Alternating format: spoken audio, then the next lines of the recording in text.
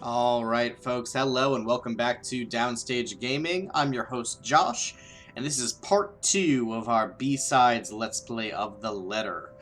So, when we last left off, we went through roughly the first half-ish of Isabella's chapter, maybe even a bit more. And it felt like we just made worse choices than the first time I went through. I don't want to be too biased here, based off of the choices that I made the first time.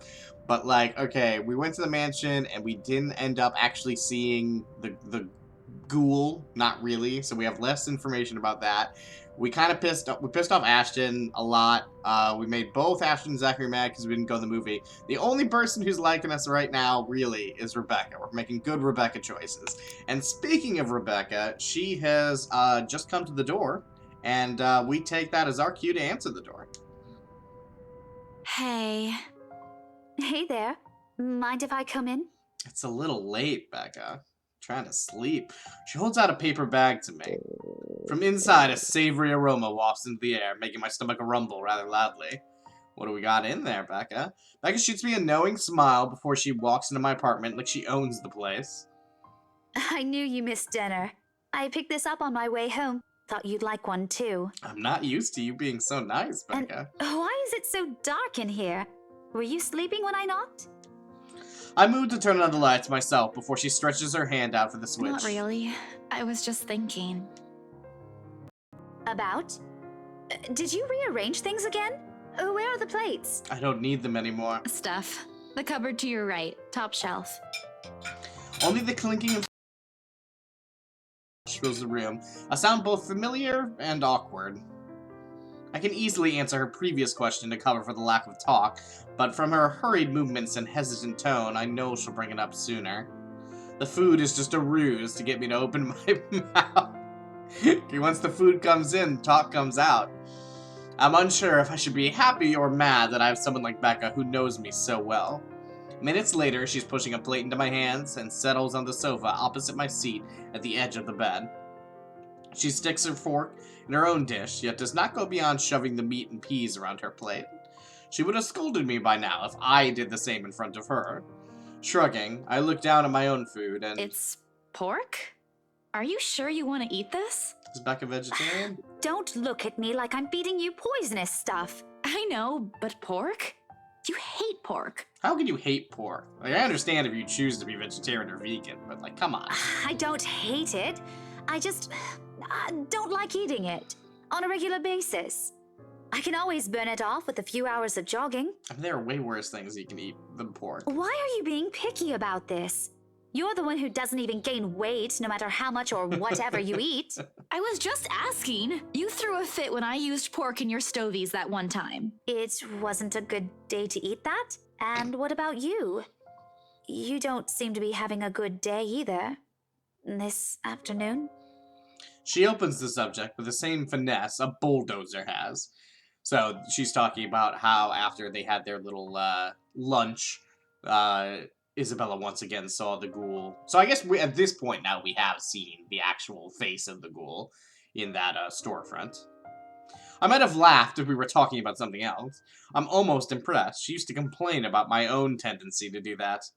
In the end, Becca simply gives up any pretense of eating and sets her own plate on the side table.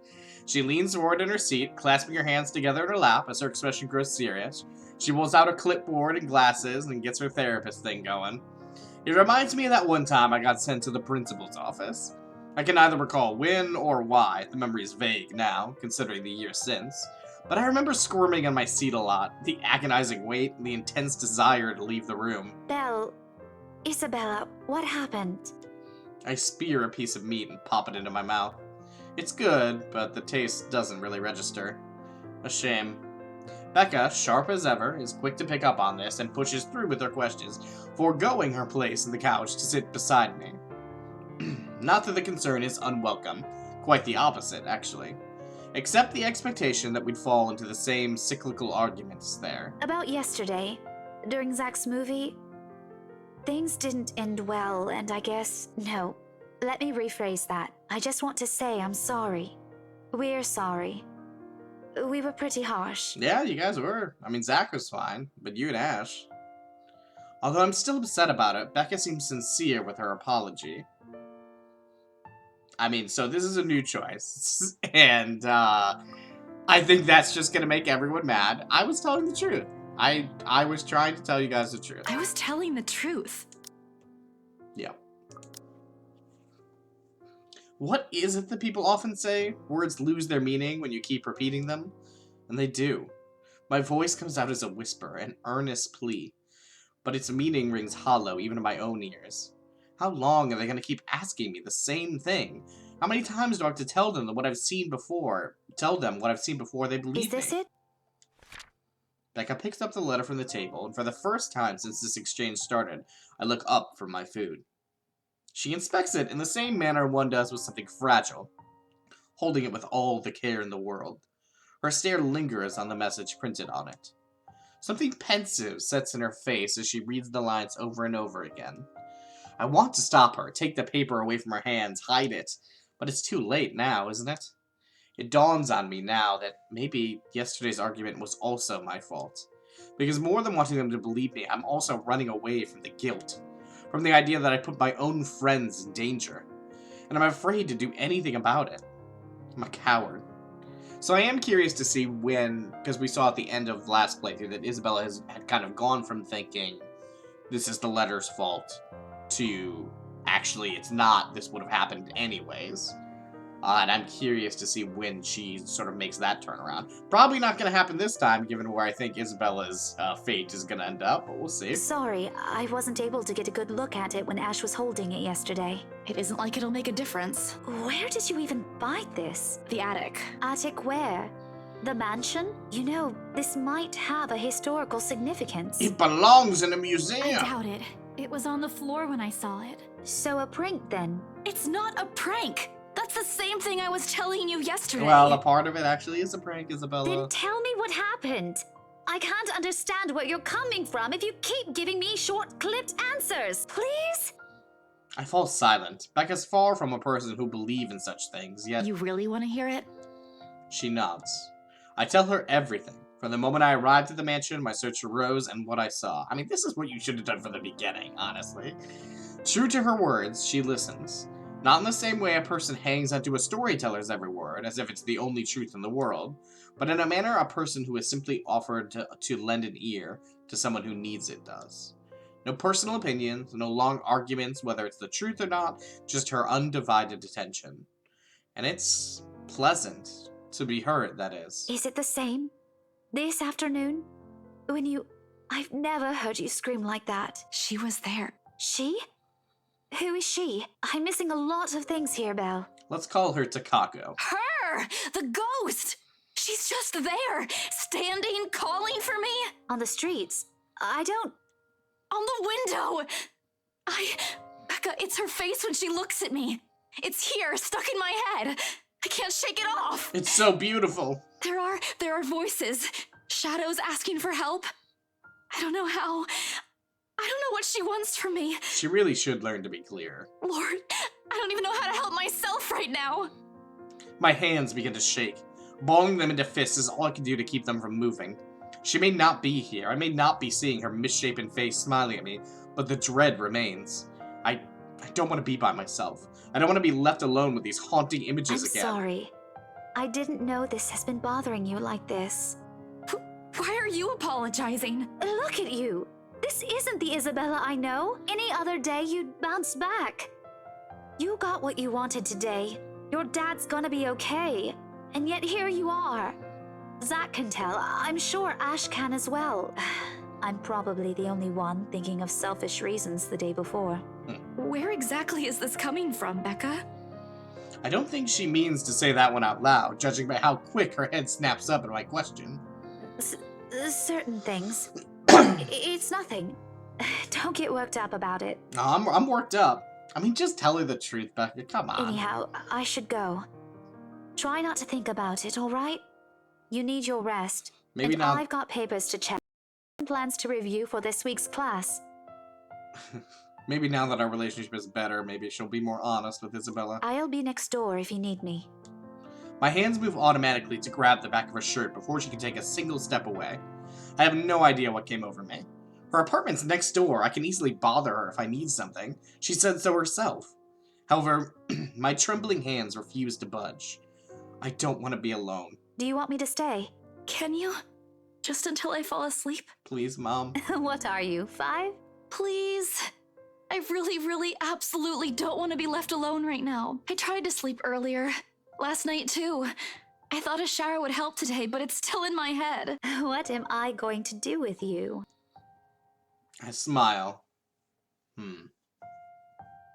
think I'm glad you're here is like thanks Becca is like nice, but like that's something you say to somebody who opens the door for you. Like, I'm glad you're here. That feels more honest and sincere and like true to the depth of the moment. You are such a big baby. Yeah. It's true. Move over. I know how we'll fix this. She motions for me to scoot, and I do so, though not without a scoff. Typical Becca, a teacher through and through, regardless of where she is. Then, without notice, she pulls my head to her lap. Aw, I freeze. What are you doing? Singing you to sleep like the big baby you are. I may not be as good a singer as you are, but I can handle a few tunes. Stop treating me like a kid. This is completely unnecessary. I make an attempt to straighten up, but Becca's persistent. Gently, she pushes my head back down. I'm kidding. Didn't you say this is how your mom used to lull you to sleep? I just thought you could use something familiar to you. You're not my mom. I didn't make that choice this time. It may sound like a complaint, but we both know the statement has no ill will attached to it. How are they back home? You said they called? Good. From what Mama told me, EJ won a medal. Who's EJ again? The youngest. A bit chubby on the cheeks. I showed you a picture of him once. You said he looks a little like me, especially around the eyes.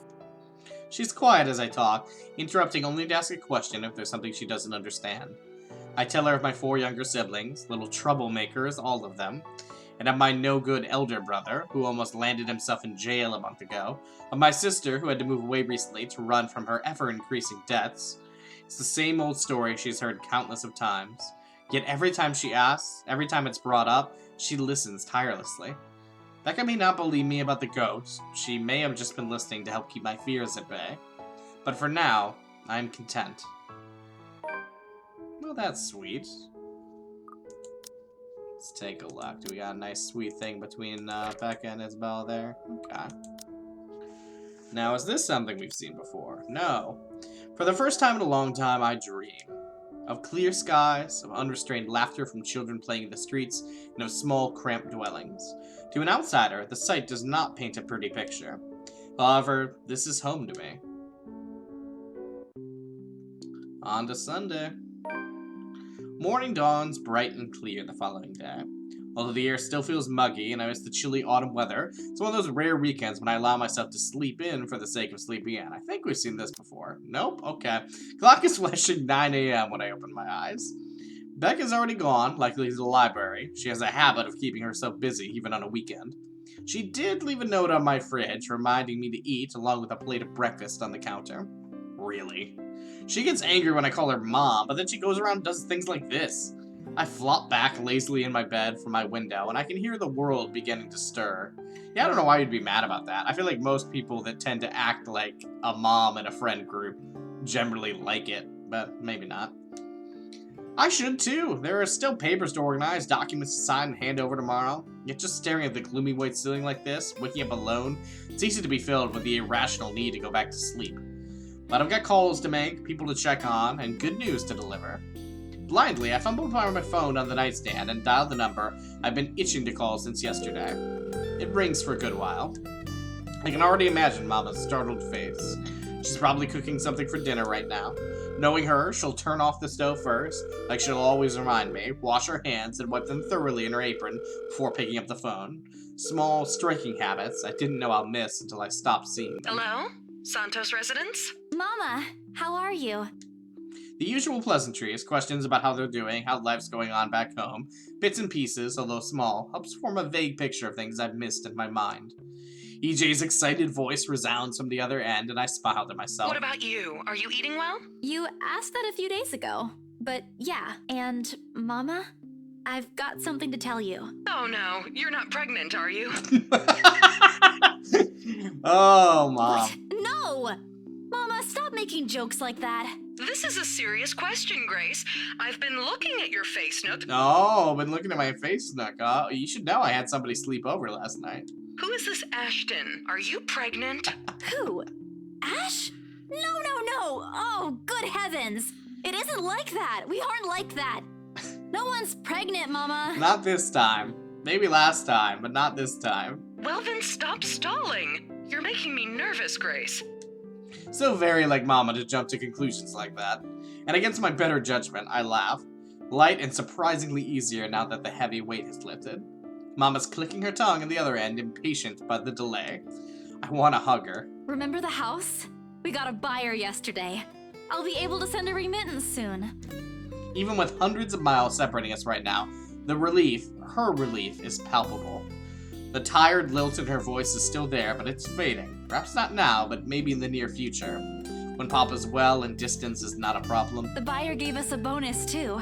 I can send that early while we're waiting to finalize things, because that might take a few days. And then there's... Grace, stop. Yes, Mama? It's okay. Keep it to yourself. You don't have to send everything. Don't worry. I've got enough here. You taught me how to budget properly, didn't you? Don't you want to buy something for yourself? Or for your friend? Rebecca, was it? Rebecca will complain, Mama. Then tell her it's from me. As thanks for taking care of my stubborn daughter. Oh. You both sound so alike. But I will. Thanks, Mama. The call goes longer than usual, and when we hang up after goodbyes and I love yous have been said, the day appears brighter in my eyes. There are no half-truths and empty promises this time. Money. Light streams through my open windows. The world is fully awake. The last vestiges of sleep have faded from my eyes. Maybe a walk is good. I need to visit the grocery, too. Come to think of it, wasn't there an art store that opened recently near the park? Alright, let me take a quick look at where we are here. Okay, so this bit we should have seen before. At least the beginning bit. Yep. Oh, sorry. That's right. Did my cat hurt you? That's right.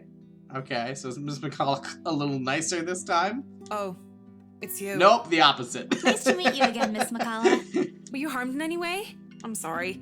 Bruthiel's not exactly fond of other people. Even run away from the veterinarian right now. Oh no, he was just sniffing my hand earlier. Is that what they're calling it? My Bruthiel's a Oh, really messed that up. Alright, so we messed this up last time by talking about our cat. This time we want to talk, right? That's what I picked, right? I did pick talking about a cat. That seems like the thing I would pick. Yeah, so this time we're going to pick talk about her job. And apparently she's going to like that just more. Curious. About your work. Yes, okay. What about it? There is something garden in her expression at mention of work, but I pushed through with my question. I just want to know how it is to work on a house like the Ermengarde mansion. Is it hard? I guess she wasn't expecting a question like that. If the way her eyebrows shot up tells me Because something. of its age? I wouldn't say it is.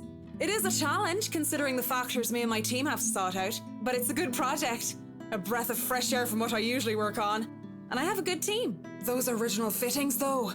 It might be old, but the architecture is magnificent. I'm sure you've seen the stained glass windows in the foyer. Oh, I can already think of so many things I could do with it. But of course, my team will have to double check for necessary repairs here and there. That's probably for the best. It's easy to break some key elements with a rush restoration job, and who knows what other hidden issues there might be underneath. People can be so careless. People like you. I'm sorry, I spoke too much. No, it's okay. You seem to really love what you're doing. You sure do. It's not really like that.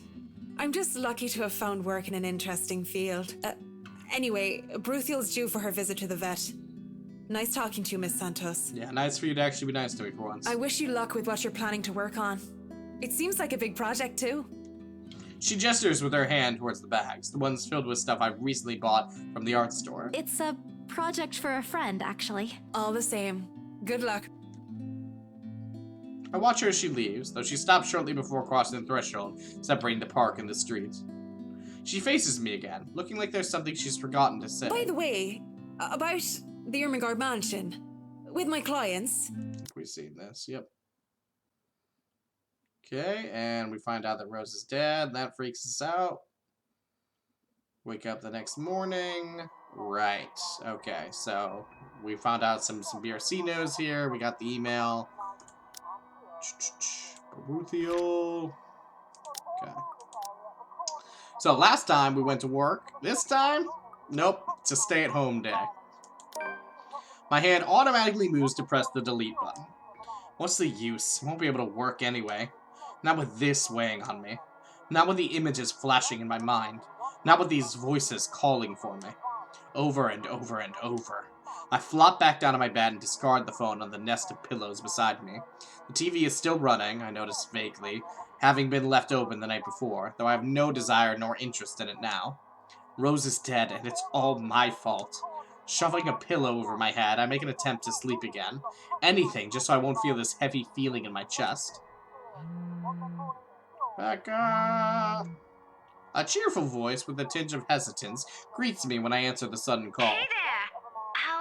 How are you feeling? Good morning, Becca. I just want to check on you. I heard the news. How are you doing? It's as if her question has opened a dam of emotions I've been keeping at bay. Becca. Rose, she... It's okay. I know. I'm sorry.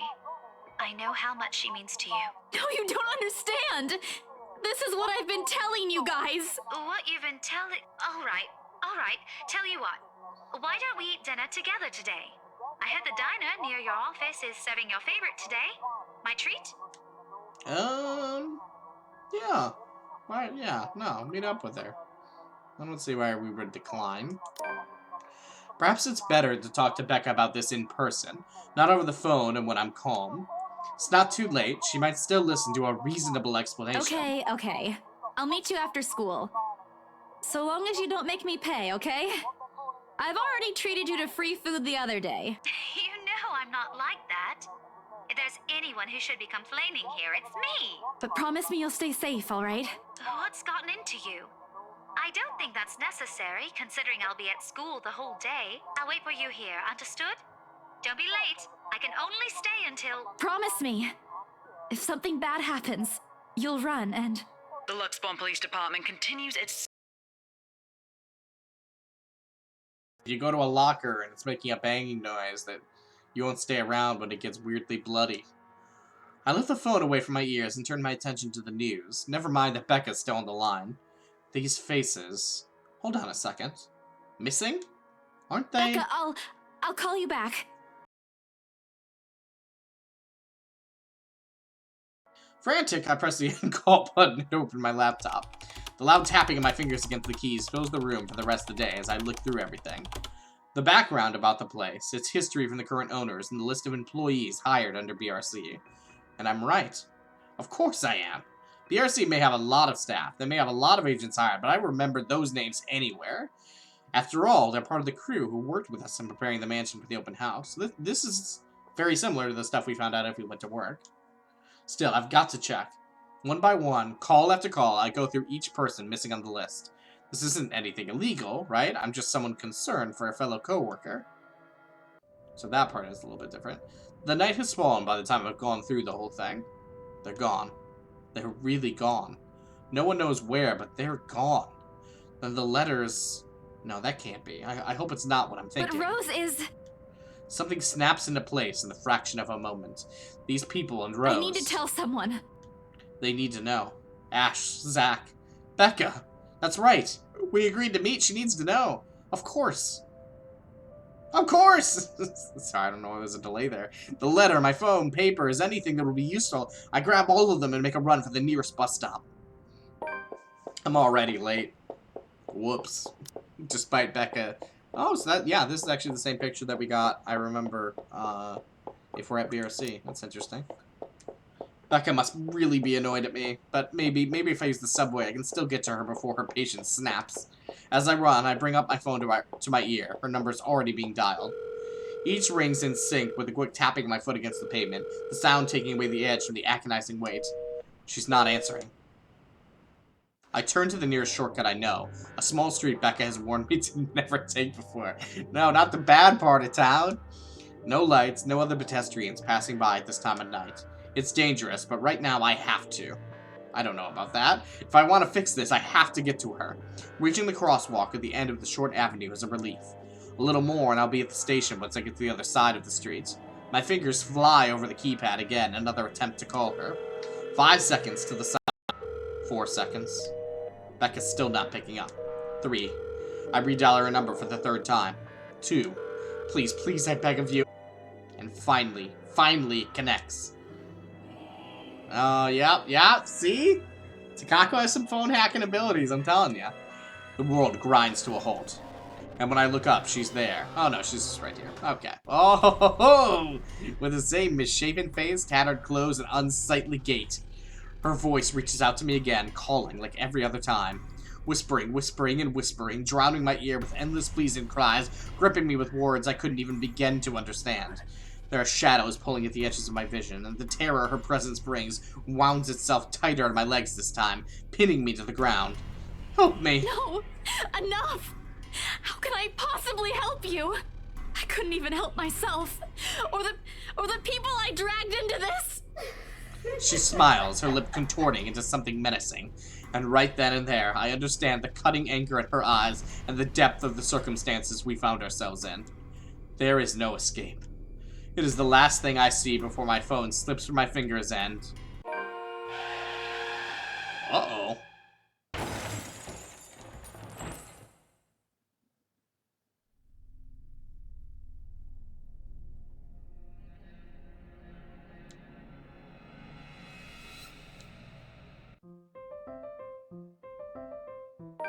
Well, I mean, listen, we knew it was gonna be something bad.